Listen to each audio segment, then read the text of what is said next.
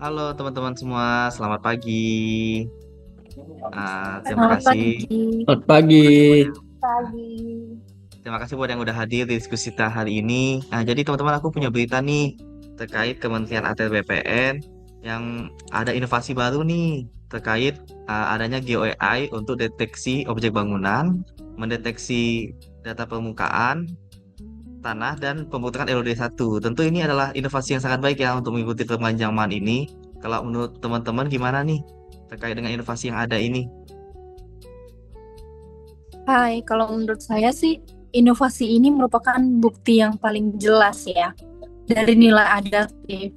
Karena Kementerian kita ATR BPN itu menunjukkan bahwa mereka tidak ragu untuk beradaptasi dengan perkembangan teknologi terkini. Nah, penggunaan AI untuk mendeteksi objek dan ekstraksi data adalah lompatan yang besar dari metode konvensional. Fleksibilitas dan keterbukaan terhadap perubahan yang merupakan inti dari sikap adaptif. Kalau Kalau menurut saya melihat adaptasi ini sebagai respon proaktif terhadap kebutuhan masyarakat yang semakin dinamis.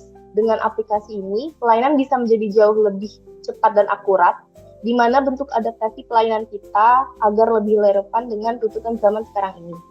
Hal ini juga menunjukkan bahwa sebagai ASN, kita tidak hanya bekerja sesuai dengan aturan lama, tetapi juga harus terus berinovasi untuk memberikan pelayanan yang lebih baik. Kalau menurut teman-teman yang lain, bagaimana?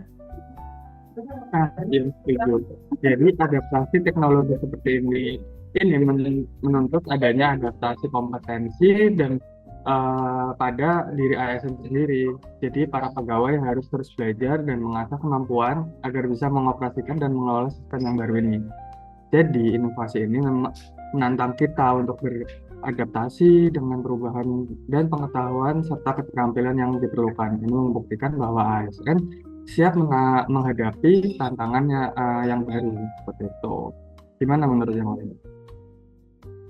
Eh, Kalau menurut saya, inovasi GeoAI ini menegaskan bahwa peran kementerian itu tidak hanya terbatas pada pendaftaran tanah, yang pada saat ini kan masih dua dimensi.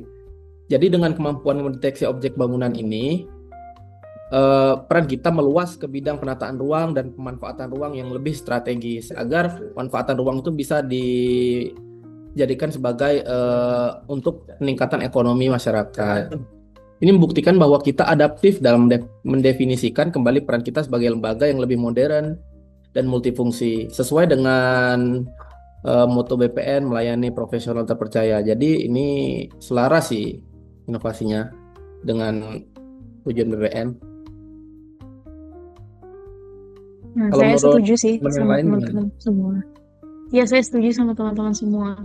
Karena adaptasi ini juga merupakan respons terhadap kebutuhan eksternal untuk efisiensi dan ya, apa yang dilakukan oleh kementerian kita ini menunjukkan sikap adaptif dengan tidak berdiam diri dengan kondisi existing, melainkan mengambil inisiatif untuk berubah agar tetap relevan dan mampu bersaing. Dan ini menunjukkan bahwa kita terus berupaya menjadi lebih baik. Ya kan?